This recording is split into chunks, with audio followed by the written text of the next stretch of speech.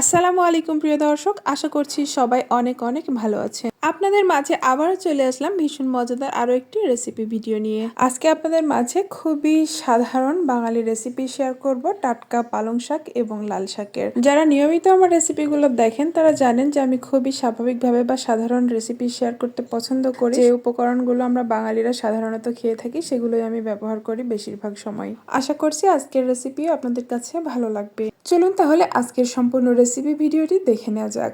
আজকে আমি পালং শাক এবং লাল শাক সংগ্রহ করার জন্য আমার বাসার পাশেই একটা জমিতে গিয়েছিলাম।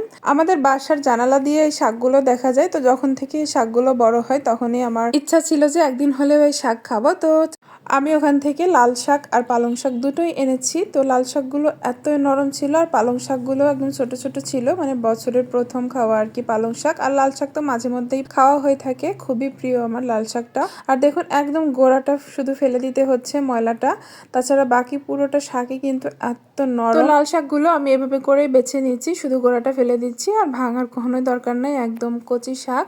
তো শাকগুলো বেছে নেওয়া হয়ে গেলে লাল শাকগুলো আমি ভাজি করে নিব। শাকগুলো ভালোভাবে ধুয়ে মরিচ, পেঁয়াজ আর লবণ আর একটু রসুন কুচি দিয়ে আমি খুব ভালোভাবে সিদ্ধ করে নিচ্ছি, কোনো রকম পানি ছাড়াই। শাকগুলো কিন্তু কালার অনেক সুন্দর, জানি না ক্যামেরাতে কেমন দেখাচ্ছে আপনাদের কাছে। শাকগুলো সিদ্ধ করা হয়ে গেছে, এখন একটু পেঁয়াজ রসুন অল্প একটু তেলের মধ্যে ভেজে লাল লাল করে তারপরে শাকগুলো একটু বাগার দিয়ে নিচ্ছি, নিয়ে আবারও একটু নেড়েচেড়ে ভেজে নিব। লাল শাক ভাজি করতে কম বেশি সবাই পারেন, তো আমরা যেভাবে ভাজি করে খেয়ে থাকি তো সেভাবেই আপনাদেরকে দেখিয়ে দিলাম। আর লাল শাকটা এভাবে ভাজি করে খেতেই পছন্দ আমাদের সবার, তো অনেকেই রান্না করে খায়, তো আমাদের কাছে ভাজিটাই বেশি প্রিয়। এই পর্যায়ে লাল শাকটা ভাজি করা হয়ে গেছে, এখন আমি নামিয়ে রেখে দিচ্ছি। আর এরপর পালং শাকটা রান্না করব ছোট মাছ দিয়ে। তো পালং শাক আমি অর্ধেকটা এভাবে করে বেছে ধুয়ে নিয়েছি, আর অর্ধেকটা এই তো গোড়াটা শুধু ফেলে দিয়েছি, দিয়ে এভাবে রেখে দিয়েছি, এটাকে ফ্রিজে রাখবো, অন্য রেসিপির জন্য ব্যবহার করব। আর এই তো এক মুঠো আমি এখানে রান্নার জন্য ব্যবহার করছি এখন। আর কিছু আলু কুচি করে নিয়েছি, আর এখানে মলা মাছ নিয়েছি 1 কাপের মতো। মাছগুলো ধুয়ে পরিষ্কার করে নিয়েছি খুব সুন্দর করে। এখন চলে যাচ্ছি মূল রান্নায়। রান্নার জন্য চুলায় একটি প্যান বসিয়ে এখানে সরিষার তেল দিয়ে দিচ্ছি 2 টেবিল চামচের মতো, আর বেশ কিছু পেঁয়াজ কুচি দিয়ে দিচ্ছি, আর অল্প একটু রসুন কুচিও অ্যাড করেছি। এখানে আদা রসুন বাটা ব্যবহার করব না, এই জন্য একটু রসুন কুচি দিয়েছি, আর 3-4টা কাঁচামরিচ এখানে চিড়ে দিয়ে দিলাম। একটু ভেজে যখন কালারটা পরিবর্তন হতে শুরু করবে সেই পর্যায়ে আমি যে কেটে রাখা আলুগুলো দিয়ে দিচ্ছি। আর এখন যে নতুন আলু পাওয়া যাচ্ছে এগুলো ব্যবহার করবেন, বেশি ভালো লাগবে খেতে। আর আলুগুলোকে পেঁয়াজ, মরিচ এবং রসুনের সাথে একটু ভেজে নিব, এতে করে খেতে কিন্তু ভালো লাগবে।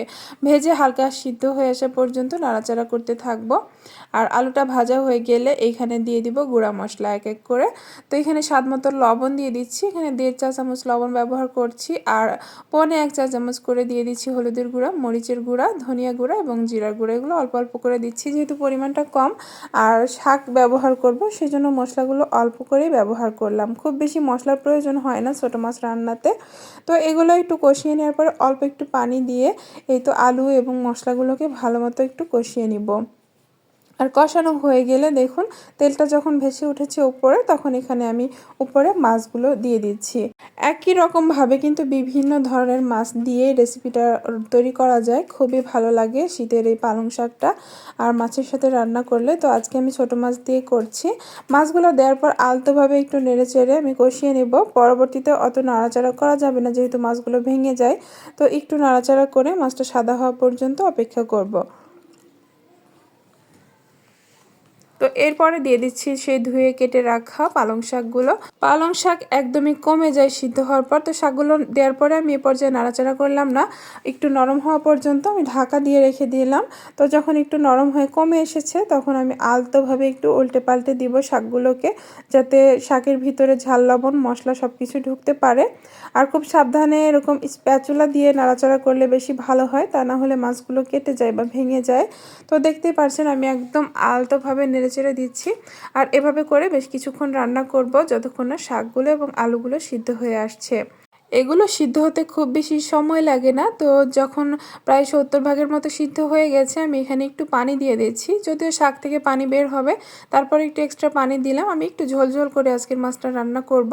ছোট মাছ চচ্চড়ি করলে এমনিতে ঝোল ছাড়াই ভালো লাগে, আর যেহেতু আমি শাক ব্যবহার করেছি আর পালং শাকের ঝোলটা খেতে অনেক বেশি মজা লাগে, তো এই জন্য আমি একটু পানি দিয়ে আবার একটু ঢাকা দিয়ে দিলাম।